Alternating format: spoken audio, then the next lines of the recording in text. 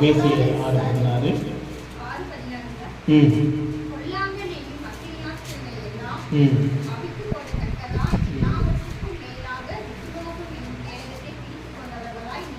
நில்லுங்கள். ஹல்லேலூயா. பக்கம் புதிய ஏற்பாட்டில் 269, புதிய ஏற்பாட்டில் 269 பக்கம் வசனம் சொல்லுது, பொல்லாங்கன் எய்யும் அக்னியாஸ்திரங்களை எல்லாம் அவிழ்த்து போடத்தக்கதாய். பொல்லாங்கன் அப்படின்னா போன வாரம் பிரசங்கம் கேட்டீங்க இல்லையா? என்ன பிரசங்கம் பண்ண ஞாபகம் இருக்குதா?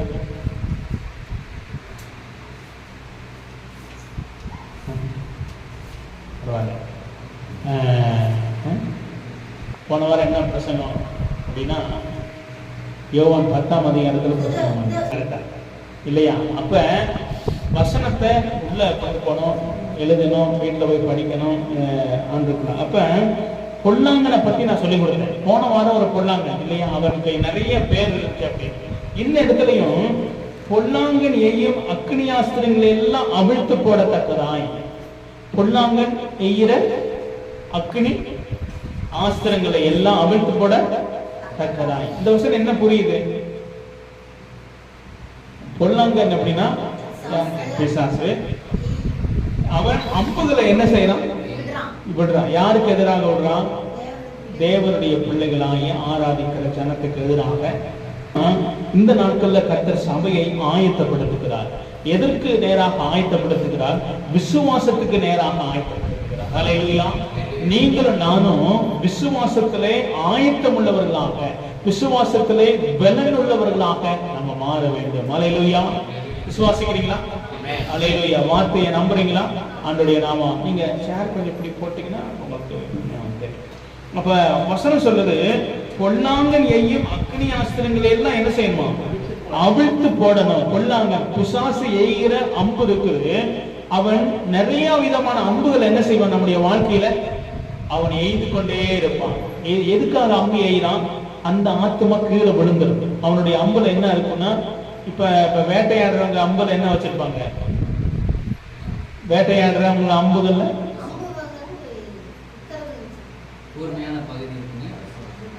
விஷம் வச்சிருப்பாங்க. அதுல பாய்சன் இருக்கும். ஏன்னா அது விழுந்து மயங்கரணும், சாகுற மாதிரி வைக்க மாட்டாங்க. மயங்குற மாதிரி எதையோ ஒண்ணு வச்சிருப்பாங்க. சில நேரங்களில் சாப்பிட்ற மாதிரி, மனுஷனுக்கு சாப்பிடுற அளவுக்கு தீமை இல்லாத மாதிரி அந்த அம்பை எய்வாங்க இல்லையா? அதே போல பிசாசானவனும் ஒரு அம்புகளை ஒவ்வொரு ஆத்மாவுக்கு நேர என்ன செய்வாங்க? அம்புகளை வச்சிருக்கான். அப்ப ஒவ்வொருத்தருக்கும் ஒரே அம்பு அவன் என்ன செய்ய மாட்டான்? வச்சிருக்க மாட்டான். ஒவ்வொருத்தருக்கும் ஒவ்வொரு விதமான அம்பு. இயேசுக்கே அம்பு வச்சிருந்தான். இயேசுக்கே என்ன அம்பு வச்சிருந்தான்? மேல கூட்டிட்டு போய் கீழே என்ன செய்யும்? குதி. உன்னை தூதர்கள் என்ன செய்வாங்க? தாங்குவாங்க. உன் பாத கல்லில் இடாதபடி தூதர்கள் ஏந்தி கொள்வாங்கன்னு உன்னுடைய வசனத்தை நான் எழுதி வச்சிருக்கிறேன்ல அப்படின்னு சொன்ன. பசிக்கிற நேரம் கல்லை பார்த்து சொன்னா, உன் கல்ல சாப்பிடு, உனக்கு அப்பமாக்குற பலன் உனக்கு இருக்குது. நீ கடவுள் தானே, உன்னால என்ன செய்ய முடியும்? இந்த கல்லெல்லாம் அப்பமாக்கி சாப்பிட முடியும். ஆனா ஆண்டவர் அதை செய்யல. அவன் என்ன நோக்கத்துல அவன் சொல்றான் அப்படின்றத தேவன் என்ன பண்ணாரு? அறிஞ்சிருந்தார். அதனாலதான் அதை செய்யாம விட்டார். ஆனா அப்பம் இல்லாத ஜனங்கள் உட்கார்ந்து இருக்கிற நேரத்துல அப்பத்தை பெருகப்படுகிறாங்க இல்லைங்களா? எங்க ஆகாரம் தேவையோ அங்க ஆகாரங்களை கர்த்தர் என்ன செய்யாரு? ஜனங்களுக்காக கொடுத்தார். ஆனா பிசாசு சொல்லும் பொழுது என்ன செய்ய முடியல? அவர் செய்ய முடியாத இல்ல, செய்யக்கூடாத நேரத்துல. அப்ப ஆண்டவர் அதை செய்யவே இல்லை. அப்ப பாருங்க, இயேசுக்கே அவன் அம்பு எய்கிறவனா இருந்தா உங்களுக்கு எனக்கு என்ன செய்வான்? அவன் அம்பு எய்வான். அப்ப வசனம் பொல்லாங்கனையும், அந்த பொல்லாங்கனையும் என்ன அம்பா? அக்னி ஆஸ்திரம்னா என்னது? நெருப்பு. அவன் எய்கிற அம்பு எப்படிப்பட்டதா இருக்குது?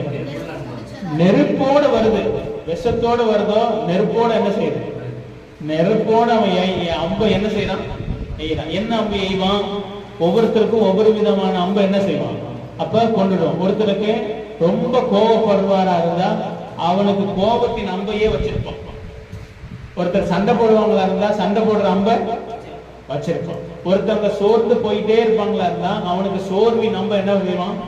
அந்த சோர்வின் அம்பு சோர்வுன்ற ஒரே நேம்ல வராது. எந்த வழியில போனா இந்த ஆத்மா சோர்ந்து போகும்ன்ற அம்புகளை என்ன செய்வான்? அவன் கொண்டு போவான். சத்தம் அதிகம். நம்புதலை அவன் என்ன செய்வான்? கொண்டு போவான். அப்ப பாத்தீங்க அப்படின்னா மறுபடியும் அந்த வசனத்தை யாராவது வாசிக்கிறீங்களா? நிறுத்தி வாசிக்கிறீங்க.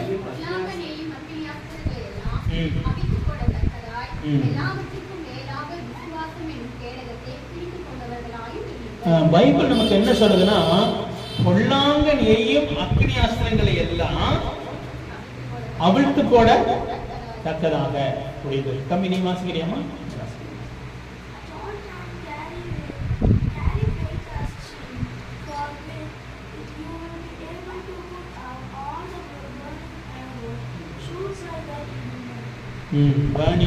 இல்லையா, அக்னி அது எரிகிறதான அம்புகளை எல்லா டைம்லையும் அவன் என்ன செய்கிறான் அப்படின்னா, அவன் அந்த அக்னியான அம்புகளை அவன் எய்கிற நேரத்துல அவிழ்த்து போடத்தக்கதாய் அவனுடைய அம்புகளை நம்ம என்ன செய்யணும்?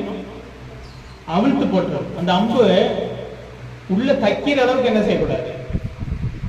வச்சுக்கூடாது அப்படின்னு வசனம் சொல்றது. எதுக்கு இந்த அம்பு அப்படின்னா, அந்த அந்த அம்புட மறுபடியும் அந்த வசனத்தை இன்னொரு தடவை வாசிங்க. அவிழ்த்து போடத்தக்கதாய் எல்லாவற்றிற்கும் மேலாக விசுவாசம் என்னும் கேடகத்தை பிடித்துக் கொண்டவர்களாய் நில்லுங்கள். அப்ப அவிழ்த்து போடணும். அது ஒண்ணும் இல்லாம பண்ண, அதை சாம்பலா மாத்திரணும். அந்த அக்னிய அவன் அக்னியான அம்பை எய்கிறான். அந்த அம்பு என்ன ஆகும்? சாம்பலா மாத்தணும். சாம்பலா மாத்தணுமா இருந்தா எய்கிற அம்பு அணைக்கிற பவர் நமக்குள்ள என்ன செய்யணும்? இருக்கும் இல்லையா? அவன் வந்து அக்னிய அம்பை எய்கிறான். நமக்கு அந்த அக்னியை அனுப்புகிற பயர் நமக்குள்ள தீயணைப்பு படம் மாதிரி இல்லையா? தீயணைப்பு படம் வந்து அக்னி எரியிற நேரத்துல தண்ணியை ஊத்திடுவாங்க இல்லையா? அப்ப அவிழ்த்து போடணும், அணைச்சு போடணும், அதை ஒண்ணும் இல்லாம பண்ணணும். அப்ப அப்படி பண்ணணும் இருந்தா வசனம் என்ன சொல்லுது அப்படின்னா, விசுவாசம் என்னும் பிடித்துக் கொண்டவர்களால் எல்லாவற்றிற்கும் மேலாக, எல்லாவற்றுக்கும் மேலாக அப்படின்னா எதெல்லாம் அவன் கொண்டு வருகிறானோ, எந்த விதமான அம்புகள் எல்லாம் எய்தானோ எல்லாத்துக்கும் ஒன்னே ஒண்ணுதான். என்னது? விசுவாசம் என்னும் கேடகம். கேடகம் எவ்வளவு பெருசு இருக்கும்? ரவுண்டா. எந்த கையில பிடிச்சிருப்போம்? இடது கையில பிடிச்சிருக்கோம். அல்லேலூயா. அப்ப ஆண்டவர் நமக்கு கொடுக்கிறாரு, இந்த பொல்லாத பிசாசை பார்த்து நீ பயப்படாத. இந்த பிசாசுடைய அம்புகளை அவிழ்த்து போடுகிறதுக்கு நான் வந்து இன்னொரு அம்பை தூக்கி நான் தள்ள, நான் உங்ககிட்ட விசுவாசம் என்ன கேடகத்தை நான் தருகிறேன். அல்லேலூயா. விசுவாசம் என்ன கேடகம் ஒவ்வொருத்தருக்கும் ஒவ்வொரு விதமான அளவை பொறுத்தது. அல்லேலூயா. விசுவாசம் எனக்குள்ள எவ்வளவு விசுவாசம் இருக்குதோ அந்த விசுவாசத்துக்கு அளவா அந்த கேடகம் என்ன செய்யும்? இருக்கும். நான் போய் பெரிய கேடகத்தை எடுத்துக்கிட்டு நிக்கனா சரி வராது, சின்ன கேடகத்தை எடுத்து பிடிச்சாலும் சரி வராது. அவங்களுக்கு அவங்க சரீரம் அந்த கேடகம் என்னன்னா இந்த சரீரத்தை கவர் பண்ணிடும். அதுக்கு தான் இந்த கேடகம் இல்லையா? போலீஸ்காரங்க பாத்தீங்கன்னா அவங்க கேடகத்தை வேற விதமா வச்சிருக்கிறாங்க. இப்படி ஒரு ஆள் ஃபுல்லா கவர் பண்ற மாதிரி இருக்கும். நம்ம பார்த்த கேடகம்னா ரவுண்டா இருக்கிற மாதிரி இருக்கும். ஆனா போலீஸுக்கு அவங்கள்ட்ட பாத்தீங்கன்னா ஸ்கொயர்ல இருக்கும் இல்லையா? கீழே வரைக்கும் இருக்கும், கீழே இருந்து மேல வரைக்கும். அது ஒரு கேடகம் தான். அது ஒரு கேடகம். தீமையான காரியங்கள் நம்மளை தாக்காதபடிக்கு கல்லெறிவாங்க, ஏதாவது செய்வாங்க, அதுகளை தடுப்பது அந்த கேடகம் தான். அப்ப வசனம் இந்த ஆவிக்குரிய வாழ்க்கைக்கு உங்களுக்கும் எனக்கும் பிசாசனவன் நம்முடைய ஆவிக்குரிய வாழ்க்கைக்கு எதிராக அம்புகளை என்ன செய்யலாம்? நான் சோர்வு, இனி ஜெபம் கேட்கப்படாது, நீ வாழ்க்கை இப்படியே தான் போகுது, நீ கஷ்டப்படுவ, நீ முன்னேற மாட்ட இல்லையா அப்படின்னு சொல்லி எதையோ ஒண்ணு நமக்குள்ள என்ன செய்வான்? ஒரு சோர்வின் ஆவியை கொண்டு வருவான், ஒரு சண்டையின் ஆவியை கொண்டு வருவான், ஒரு புலம்பலின் ஆவியை கொண்டு வருவான், ஒரு முறுமுறுப்பின் அம்புகளை என்ன செய்வான்? இதெல்லாம் அக்னி ஆசிரங்கள். அவன் நேரா அம்பெல்லாம் விட மாட்டான். இந்த மாம்சத்தின் அம்பெல்லாம் வராது. என்ன அம்பு வரும்? கண்ணுக்கு தெரியாத அம்பு. இந்த அம்பு எங்க தாக்குனா சிந்தைய தாக்கும், இருதயத்தை தாக்கும். அதுக்கு பிறகு சரீரத்துல சோர்வு என்ன செஞ்சிடும்? கொண்டு வந்துடும். அப்ப இந்த சரீரம் முதலாவது வேதம் நமக்கு என்ன சொல்லுது அப்படின்னா 6:10 வாசிங்க. 6:10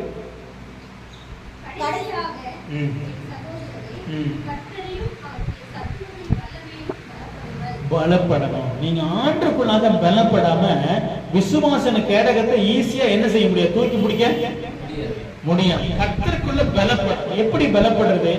உபவாசம், ஜெபம், வேத வாசிப்பு இல்லைங்களா, சபை கூடி வருதல், சபையில பங்கு பெறுதல், ஞாயிற்றுக்கிழமை ஆராதனை மட்டும் பங்கு பெறாம அந்த ஆராதனையை விட்டுவிடாம மற்ற ஜெபங்கள்ல பங்கு பெறுதல், இதெல்லாம் கர்த்தருக்குள்ள நம்மள என்ன செய்யும்?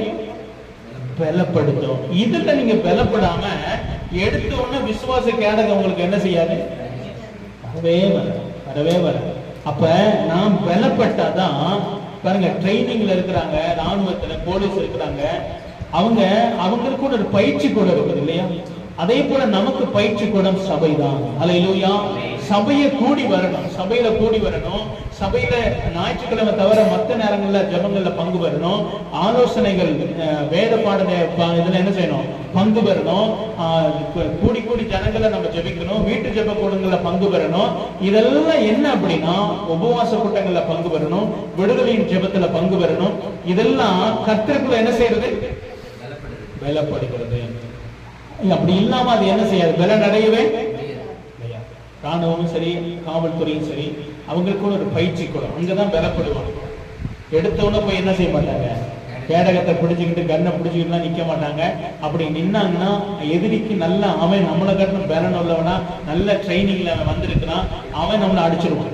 அப்ப அந்த ட்ரைனிங்கை நம்ம பண்ணாதான் அவன் எந்த விதத்துல நம்மளை தாக்குவான், எந்த விதத்துல பண்ணுவான். அதே போலதான் சபையிலையும் பிசாசானவன் எந்த விதத்துல இருந்து நம்மளை சோதிப்பான், எந்த விதத்துல நம்மளை, அதெல்லாம் கர்த்தருக்குள்ள சபைக்குள்ளதான் பலப்பட முடியும். அதுகளை நாம புரிஞ்சுக்கணும் எந்த விதத்துல. அப்ப செய்திகள், வார வார செய்திகள், ஜெபங்கள், வீட்டு கூட்டங்கள், இதெல்லாம் பங்கு பெறும் பொழுது இங்க கர்த்தர் வேற மாதிரி செய்தியை கொடுப்பாரு. வீட்டு கூட்டத்துல வந்து ஜெபம் பண்ணோம்னா அது வேற மாதிரி செய்தி என்ன செய்யும்? கவனிச்சு பார்த்துருக்கீங்களா? அது வேற. இதெல்லாம் கர்த்தருக்குள்ள பலப்படுறது. அப்புறம் ஒவ்வொரு வெள்ளிக்கிழமை உபவாசம் வந்து என்ன செய்யறது? இதெல்லாம் பலப்படணும். முதலாவது கர்த்தருக்குள்ள என்ன செய்யணும்? வேதம் நமக்கு சொல்லுது, கர்த்தரிலும் அவர் சத்துவத்தின் வல்லமையிலும் பலப்படுங்க, தைரியப்படணும், தைரியப்படணும். அந்த பலன் தான் நீங்க யுத்தத்துல போய் அவன் அம்புகளை எய்கிற நேரத்துல அந்த அம்பு தைக்காதபடி எப்படி இதை பிடிக்கலாம், எந்த விதத்துல அவன் எய்வான், சுத்தி நிக்கணுமா இல்ல பின்னாடி நிக்கணுமா, இல்ல அவன் எந்த சைடா வழியா வருகிறான், அதெல்லாம் உடனே ஃபீல்ட்ல நமக்கு வராது. தேவனுடைய சமூகத்திலே உட்கார்ந்து ஜெபிக்கும் போது வரும். ஹல்லேலூயா, ஹல்லேலூயா. அப்ப ஆண்டு சொல்றாரு, கர்த்தருக்குள்ள பலப்படுங்க, அவன் எய்கிற நேரத்துல விசுவாசனை கேடகத்தை நீங்க பிடிச்சு கொள்ளுங்க. ஹல்லேலூயா. எத்தனை பேருக்கு வசனம் புரியுது? ஹல்லேலூயா. நீங்க விசுவாசத்துல பலப்படணும். ஹல்லேலூயா. மாம்சத்துல அல்ல, எதுல? விசுவாசத்துல. கிறிஸ்டியானிட்டி லைஃப் வந்து விசுவாசத்துல பலப்படக்கூடியது. மாம்சத்தை நம்ப கூடாதுன்னு பைபிள் என்ன சொல்லுது? ஆமா, மாம்ச புயத்தை தன் பெறனாக எண்ணுகிற மனிதனுடைய வாழ்க்கை என்ன ஆயிடும்? அவன் விழுந்து போவான். தன் புயத்தை, மாம்ச புயத்தை பெறனாக எண்ணுகிறனுடைய வாழ்க்கை என்ன பண்ணிடுவான்? விழுந்து போயிடுவான். அவனால சாதிக்க முடியாது, எழும்ப முடியாது. ஆனா கர்த்தரை தன் பெறனாக எண்ணுகிற மனுஷனுடைய வாழ்க்கையை கர்த்தர் உயர்த்துவார். ஹல்லேலூயா. உங்க பெறன் எதுல இருக்குது? நீங்க சொல்றீங்களா, நான் செய்து முடிச்சிடுவேன், ஏன் பெறன் இருக்குன்னு ஏதாவது நினைச்சோம்னா நான் சொல்றேன், நம்ம ஜீரோல போய் நின்றுவோம். ஜீரோல போய் நின்றுவோம். பேதுரு மீன் பிடிச்சார், ராமுழுவதும் பிரயாசப்படுறாரு பலத்தினால. ஆனா கர்த்தருடைய வார்த்தையினால நைட்டுக்குள்ள மீன் பிடிக்க போகல, பகல்ல கொஞ்ச நேரத்துல எல்லா படகையும் கர்த்தர் நிரப்பிட்டார். அல்லேலூயா. அப்ப கர்த்தர் சொல்லுகிற வார்த்தையை அவருடைய சமூகத்துல கேட்டவனா ராமுழுவதும் பிரயாசப்பட வேணாம், அவர் சொல்லுகிற வழியை ஃபாலோ பண்ணவனா நம்ம படகு பகல்ல நிரப்பேன். அல்லேலூயா. எத்தனை வருஷம் நிலைமையானாலும் மாறிடும். ஏன் அப்படின்னா அந்த விசுவாசம், அந்த விசுவாசம், வார்த்தையை கேட்ட பேதுருடைய வாழ்க்கையில விசுவாசம், ஆங்கிலமுடைய வார்த்தைப்படி விசுவாசம் இல்லாத வாழ்க்கை தான். ஆண்டவரே, நான் நிறைய மீன் பிடிச்சிட்டேன், ஆனா இப்ப என்னுடைய ட்ரைனிங்ல பாத்தீங்கன்னா இன்னைக்கு எனக்கு மீன் கிடைக்கவே இல்லை, ஆனாலும் உடைய வார்த்தையின்படி. அல்லேலூயா. ஆண்டுடைய வார்த்தையின்படி நீங்க எதையாவது செஞ்சீங்கன்னா உங்க பலன் ரொம்ப வேலை செய்ய தேவையே இல்லையா? நம்ம பலன் ரொம்ப தேவைப்படாது. இல்லாட்டி நம்முடைய பலன் ரொம்ப என்ன செய்யும்? அங்க அலைஞ்சு, இங்க அலைஞ்சு, அதை அலைஞ்சு, இதை அலைஞ்சு கடைசியில வந்து நிற்போம். ஆனா கடைசியில கர்த்தர் சொல்வாரு, இப்ப அங்க போய் வேலையை கேளு, டக்குன்னு முடிஞ்சு இல்லையா? நம்ம எல்லாம் அது ருசி பார்த்திருக்கிறோம் இல்லையா? கர்த்தர் நல்லவர் என்பதை ருசித்து பாருங்க. நம்ம எல்லாம் பார்த்திருக்கிறோம். கர்த்தர் எவ்வளவு நல்லவரு, எவ்வளவு நல்லவரு. ஆமா, அவர் எவ்வளவு நல்லவரோ எல்லாத்துக்கும் மேலாக அவர் ரொம்ப நல்லவர். அப்ப ஆண்டவர் சொல்றார், மகனே, அவன் எய்கிற அம்புகளை நீ விசுவாசன கேடகத்தை என்ன செய்ய? தூக்கி பிடிக்கணும். விசுவாசன கேடகத்தை தூக்கி பிடிக்கணும். வறுமை வரும் பொழுது சொல்லணும், என் ஆண்டவர் எனக்கு மேய்ப்பராக இருக்கிறார். பணத்தை வரும்போது சொல்லணும், என் தேவனின் தேவைகளை எல்லாம் என்ன செய்வாரு, அவன் அதே நேரத்துல அம்பை என்ன செய்வான், வேறு விதமான அம்புகளை எய்வான். நீங்க இப்படி சொல்லிக்கிட்டு இருக்கும் போதுதான் அங்க 4 கடைக்காரன் இறக்கி போடுவான். ஒருத்தை கூப்பிட்டு இருந்தவன் இந்த விசுவாச வார்த்தையை சொல்லும் போது 4 பேர் கூப்பிட்டுருவான். ஆண்டவரே, நேற்று வரைக்கும் ஒருத்தன் தான் வந்தான், நான் ஜெபிக்க ஆரம்பிச்சா இப்ப 4 பேரு தொந்தரவு கொஞ்சம் அதிகமாகுது ஆண்டவரே. சரி, நல்லா ஜெபம் பண்ணா வேலை கிடைக்கும்னு பார்த்தா அந்த வாரமே வேலையே இல்ல. அதெல்லாம் என்ன தெரியுங்களா, உங்க விசுவாச கேடகம் கீழே விழக்கூடாது. உங்க விசுவாச கேடகத்தை கீழே விழத்தன்றதுக்காக அவன் என்ன செய்யறான், அவன் இந்த மாதிரிதான் கிரியை செய்வான். நேரா வந்து அம்பெல்லாம் எய்ய மாட்டான். அவனுக்கு தெரியும் எந்த அம்பை எந்த இடத்துல கொண்டு வரலாம். அப்ப இந்த ஞானம் நமக்கு வேணும். இது தேவ சமூகத்துல தான் பெற முடியும். ஹல்லேலூயா. மனுஷனுடைய ஆலோசனைகள் நம்மளை வழி நடத்த முடியாது. மனுஷனுடைய ஆலோசனை நம்மளை ஒருபோதும் சரியான பாதைக்கு நம்மளை என்ன செய்யாது, கொண்டு போகாது. அப்ப கர்த்தருடைய வார்த்தை சொல்லுது, விசுவாச கேடகத்தை என்ன செய்யுங்க, பிடித்தவர்களாய் நில்லுங்க. விசுவாசம் எப்படி விசுவாசம் இருக்கும், நீங்க விழுந்து போற நேரத்துல நீங்க பலனா இருக்கிறீங்களா அப்படின்னு உங்களுக்கு விசுவாசம் இருக்குன்னு அர்த்தம். ஹல்லேலூயா, ஹல்லேலூயா. ஒண்ணுமே இல்லாத நேரத்துல கர்த்தர் எனக்காக செய்வாரு நிக்கிறீங்களா, அந்த இடத்துல ஒரு புலம்பல் வரக்கூடாது, ஒரு புலம்பல் உங்களுக்கு வரக்கூடாது. வேவு பார்க்க கானான் தேசத்துக்கு போனதான 2 பேருடைய கண்ணு மட்டும் தெரிஞ்சுச்சு, இந்த தேசத்தை நம்ம பிடிச்சிருவோம் அப்படின்னு நினைச்சாங்க. ஆனா மத்த எல்லா கண்ணுக்கும் தெரிஞ்சு நம்மளை காட்டிலும் அங்க இருக்கிறவங்க எல்லாரும் பலசாலிகளா இருக்கிறாங்க, ராட்சசர்களா இருக்கிறாங்க. ஒருத்தர் கூட நம்ம வின் பண்ண முடியாது, அந்த பட்டணங்களை பிடிக்க முடியாது. அவன் அந்த அக்னி அம்புகளை அத்தனை ஜனத்துக்கு முன்னாடி எய்யும். அத்தனை பேரும் பார்த்தாங்க, அவங்கள ஒப்பிட்டாங்க, கண்ணுல பார்த்தாங்க, அது முடியலன்னு நினைச்சாங்க. ஆனா யோசுவாவும் காலேபும் அங்க பார்க்கல, கர்த்தரால முடியும்னு அவங்க நினைச்சாங்க. ஹல்லேலூயா. நீங்க கண்ணுல பார்க்காதீங்க, கடவுளை கண்ணுல பாருங்க. ஹல்லேலூயா.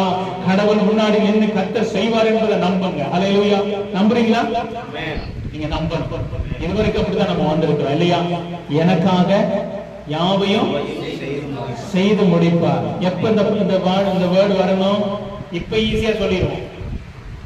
எப்ப செய்ய முடியாத நிலைமை வருதோ அந்த நேரம் நீங்க தைரியமா சொல்லுவீங்களா? அந்த நேரம் சொல்லுங்க, அதுதான் பலன் உள்ளது. ஹல்லேலூயா. வியாதி இருக்கிற நேரத்துல, வியாதி வந்து நம்மளை இது பண்ணும் பொழுது சொல்லணும், கர்த்தர் என் பரிகாரியா இருக்கிறார், கர்த்தர் எனக்கு சுகத்தை தர வல்லவரா இருக்கிறார். அந்த நேரத்துல பாஸ்டர் ஜெபம் பண்ணுங்க பாஸ்டர், ரொம்ப பலவீனமா இருக்குது, முடியல, அது ஓகே தான். ஆனா உங்களுக்குள்ள அந்த பலன் இருக்கணும். ஹல்லேலூயா. பாஸ்டர் ஜெபம் பண்ணுங்க, ஜெபத்துக்கு கர்த்தர் பதில் தருவார், நானும் ஜெபிக்கிறேன், அந்த பலன் வேணும். ஹல்லேலூயா. அப்படிப்பட்டவர்களை கர்த்தர் எழுப்புகிறார். ஹல்லேலூயா. நீங்க நானும் அப்படி எழுப்புனா மட்டும்தான் தேவனுக்காக பெரிய காரியத்தை செய்ய முடியும். அவரை நம்புகிற 2 ஆத்துமா போதும். அவரை நம்பின 2 ஆத்துமா. கர்த்தரை நம்புறீங்களா? அவரை நீங்க நம்பணும், எல்லா நேரத்திலையும் நம்பணும். யோசுவா காலேப் ஆண்டவருக்கு போதும். 6 லட்சம் புருஷர்கள் இல்ல, 2 பேர் தான் போதும். அந்த கானான் தேசத்தை பங்கிட கர்த்தர் கிருபை செய்தார். ஹல்லேலூயா. நீங்க பங்குள்ளவர்களா மாறும். கிதியோன் ஒரு ஆள் போதும். கிதியோன் ஒரு ஆள் இல்லையா? கிதியோன் ஆண்டவரை நம்பணும். உனக்கு இருக்கிற பலத்தோட நீ நம்பு, நான் உன் கூட இருப்பேன். நீங்க நம்ப, நீங்க நான் என்ன செய்ய, கர்த்தரை நம்ப. விசுவாசம் கேடகம் மேல எழும்பணும், மேல எழும்பணும். ஹல்லேலூயா. எழும்புமா? விசுவாசிக்கிறீங்களா? கர்த்தரை விசுவாசிக்கணும். கர்த்தருடைய பிள்ளையா நாம் இருக்கிறோம்னா, கர்த்தர் எனக்காக யாவையும் செய்வார் நீங்க நினைச்சீங்கன்னா, கடைசி வரைக்கும் நீங்க ஆண்டவரை நம்பணும். ஆண்டவரே, எனக்காக நீங்க யாவையும் செய்து முடிப்பீர். ஹல்லேலூயா. அப்ப ஆண்டவருக்கு பெரிய க்ஷணம் இல்ல, ஆண்டவருக்கு 2 ஆத்மா போதும், 1 ஆத்மா போதும். ஹல்லேலூயா.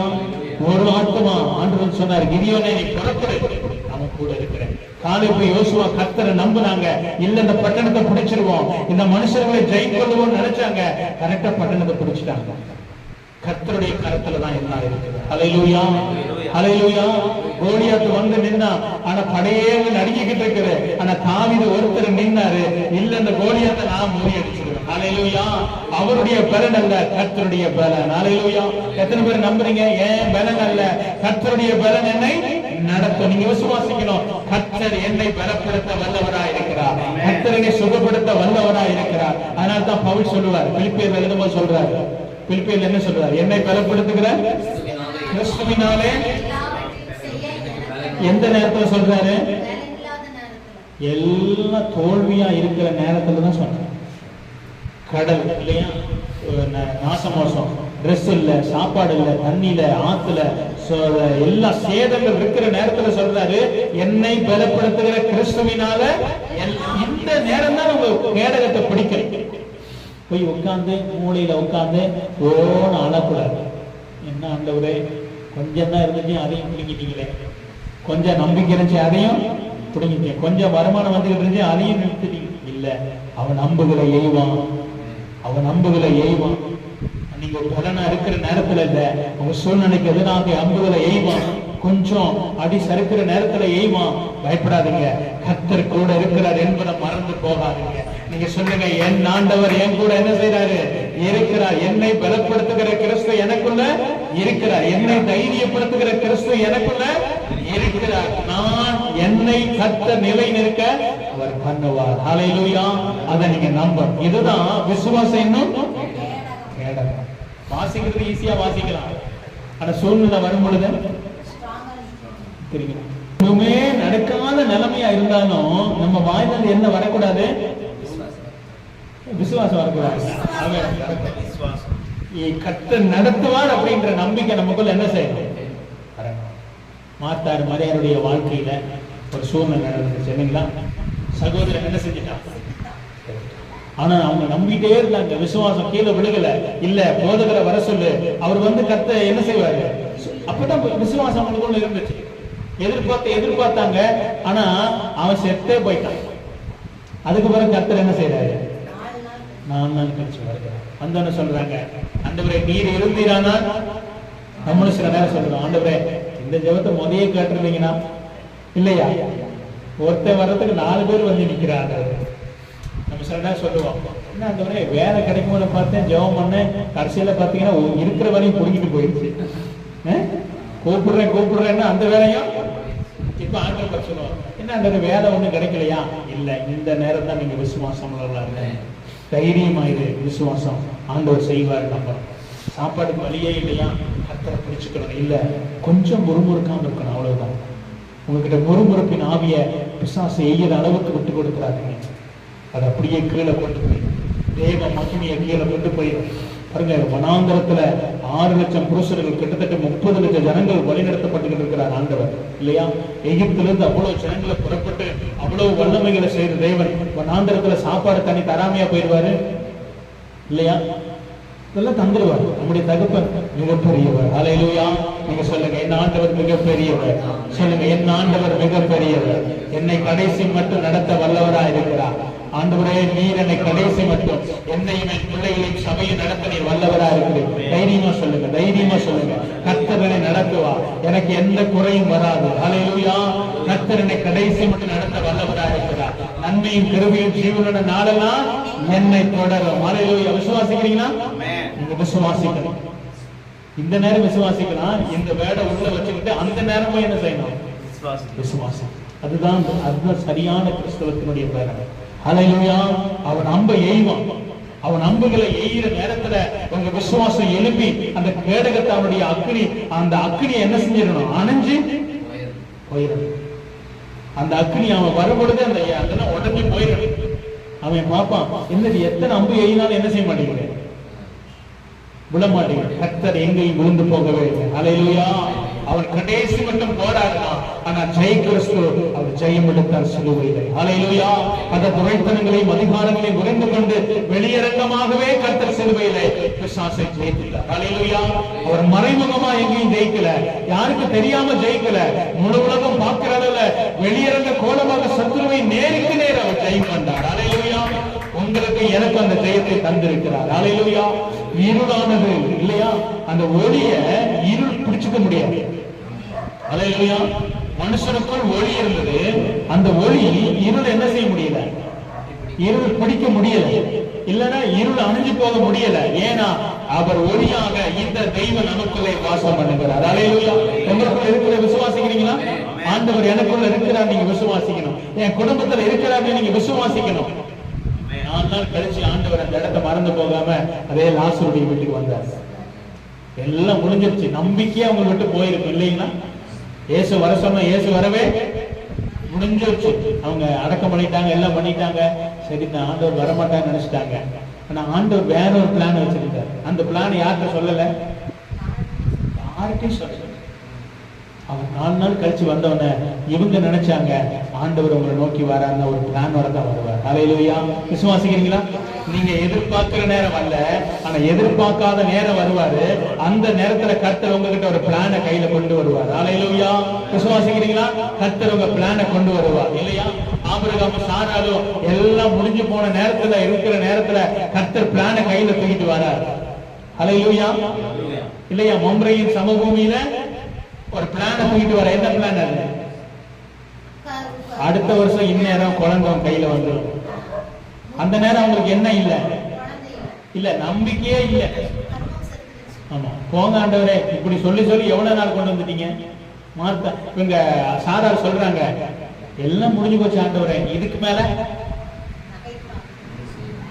எல்லாம் நீங்க சொல்லி நான் அங்கிருந்து ஊருங்கிற தேசத்துல இருந்து நான் புறப்பட்டு நான் வந்தேன். நானும் என் கணவரும். அன்னைக்கு எனக்கு பலன் இருந்துச்சு, அழகு இருந்துச்சு, எல்லாம் இருந்தது. என் கணவரும் திடகாத்திரமா ஆபிரகாம் இருந்தாரு. ஆனா இன்னைக்கு பார்த்தா இப்ப மம்ரேயின் இவ்வளவு தூரம் நாங்க வந்துட்டோம். இன்னைக்கு என் கற்பமும் செத்து போயிருச்சு, ஸ்திரீகளுக்குள்ள வழிபாடு நின்று போயிருச்சு. என்னுடைய ஆண்டவனும் என்னுடைய கணவரும் வயதை இழந்து போயிட்டாரு.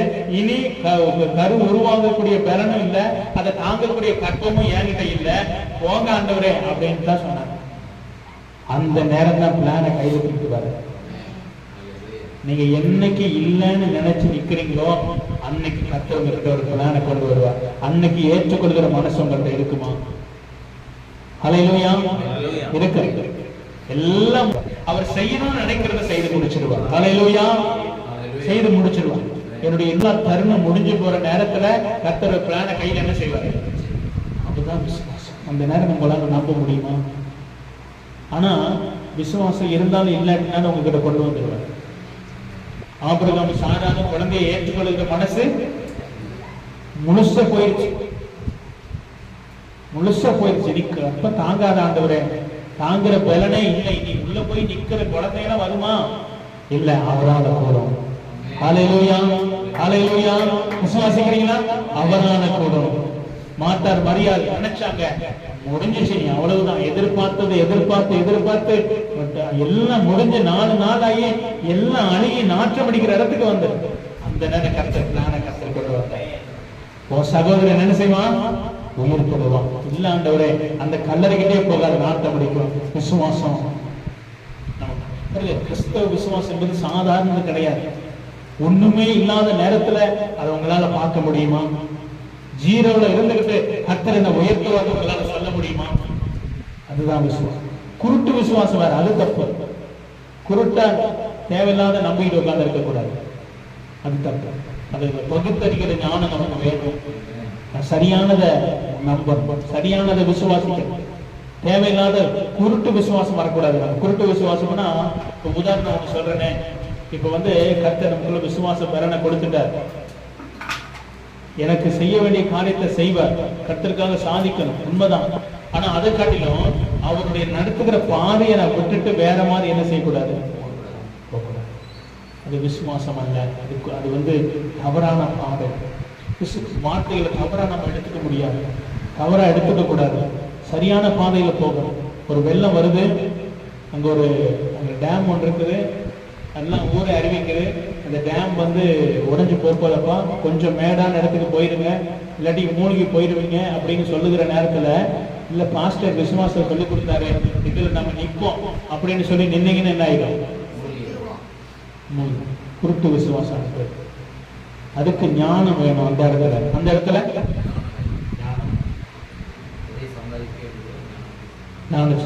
அந்த நேரத்துல நமக்கு அறிவு வேணும். இல்ல போய் சொல்லிட்டாங்க, போயிடும்.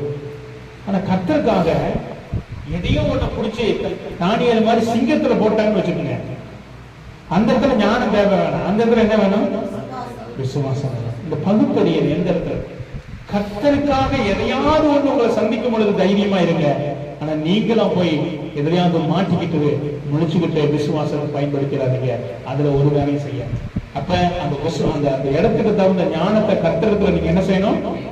அதுதான் அதுக்கு முன்னாடி அதனால அவர் எழுதியிருக்கிறார். கடைசியாக சகோதரரே, கர்த்தரிலும் அவர் சத்துவத்தின் வல்லமையும் முதல்ல ஜெபம் பண்ணி பெற்றுக்கொள்ளணும். நான் போறது சரியா, நான் நிக்கிறது சரியா. நாமளே ஒரு கையை விட்டுட்டு, ஆண்டவரே இது என்ன ரொம்ப கஷ்டமா இருக்குன்னு நீங்களே உங்க காலை விட்டுட்டு கர்த்தர் சொல்லாத செஞ்சுட்டு அதுல போய் மாட்டிக்கிட்டு, இல்ல ஆண்டவரே எனக்கு விசுவாசம் இருக்குன்னு சொன்னீங்க, கடைசியில விசுவாசம் போய் எல்லாமே போயிருக்கு. அதனாலதான் இன்னைக்கு அநேக பேர் இயேசுவை மறுதலித்து பின்னாடி போயிடுறது காரணம். நிறைய பேர் மறுதலிச்சு போயிடுறாங்களா? அது என்ன காரணம்னா, தவறான பாதையை தேவன் சொல்லாம இந்த குருட்டு விசுவாசத்துல துணிகரமா எடுத்து முன்னாடி போறது. அது செய்யக்கூடாது, கீழே விழுந்துருவோம். அதுல கர்த்தர் உதவியெல்லாம் என்ன செய்ய மாட்டாரு, செய்ய மாட்டாரு. சவுல் துணிகரமா எல்லாம் முடிவெடுத்து போயிட்டாரு. நான் கர்த்தர் ராஜாவா இருக்கிறதையே புறக்கணிச்சுட்டாரு. துணிகரம் வந்துடக்கூடாது நமக்குள்ள. இல்ல நான் ஜெபிக்கிறேன், எனக்கு எல்லாம் தெரியும், இப்படிதான் போகும், அப்படி எல்லாம் எடுத்து போகாதீங்க, குப்புறதான் விழுகணும். கர்த்தர் ஒன்னையும் செய்ய மாட்டார். ஏன்னா அது கர்த்தர் சொல்ல, நாமலாம் செய்யணும். ஹல்லேலூயா. இது பகுத்தறிக்கிற இறுதியை நமக்குள்ள என்ன செய்யணும் வேணும். அப்ப விசுவாசம் கேடகத்தை சரியான இடத்துல பிடித்து கொண்டோம்னா அவனுடைய அம்புகள் நம்மளை தைக்காது. ஹல்லேலூயா. அப்ப ஆண்டவருடைய பலம் நமக்கு முதலாவது வேணும். கர்த்தருடைய பலத்துல உங்களை ஒப்பு கொடுக்கணும். அவர் பலப்படுத்தும் பொழுது கடைசி வரைக்கும் தைரியமா இருக்கிற கிருபையால அடுத்த சீசர்களை 3 வருடம் தன்னோடு வச்சிருந்தார். கர்த்தரிலும் ஒரு சத்துவத்தின் வல்லமையிலும் பலப்பட்டுக்கிட்டே இருந்தார். பிதாவானவரோடு கூட இயேசு பலப்பட்டுக்கிட்டே இருந்தார். நீங்க நான் தனியா ஓட முடியாது. நீங்க சபை ஊழியக்காரனோட என்ன செய்யணும், நிக்கணும். எல்லா நேரத்திலும் நிக்கணும். பாஸ்டர் எப்ப ஜெபம் நம்ம கூடி ஜெபம் பண்ணோமா வந்துடணும். அப்பதான் நீங்க பலப்பட. இந்த ரெண்டு மணி நேரம் இதுல எல்லாம் பலப்பட முடியாது. இது யாருக்கு கொடுக்கிற நேரம்? அவருக்கு. ஞாயிற்றுக்கிழமை அவருக்குரிய நேரத்துக்கு தான், அதனாலதான் வந்திருக்கிறோம். மற்ற நாள் நமக்குன்னு வரணும். நமக்குன்னு வந்து உட்கார்ந்தீங்கன்னா தான் நாம என்ன செய்ய முடியும், பலப்பட முடியும். ஹல்லேலூயா. வசனம் புரியுதுங்களா? ஆண்டவருடைய வார்த்தை. அப்ப விசுவாசன கேடகத்தை என்ன செய்யுங்க, பிடிச்சு கொள்ளுங்க. தேவன் அவன் அம்புகளை ஐக்க அன்பாந்தா விசுவாசம். அதுக்கு முன்னாடி கர்த்தருடைய பலம் வேணும், ஆண்டவருடைய ஞானம் வேணும். ஹல்லேலூயா. அதை கர்த்தர் தரும்போது அவனுடைய அம்புகளை அவிழ்த்து போடத்தக்கதாய் விசுவாசன கேடகத்தை பிடித்தவர்களாக நில்லுங்கள். ஹல்லேலூயா. அப்பொழுது ஜெயம் உண்டாகும். ஹல்லேலூயா. அப்பொழுது ஜெயத்தை கர்த்தர் என்ன செய்வாரு, தருவார். சங்கீதம் 20:1 வாசிக்கிறீங்களா? சங்கீதம் 20:1.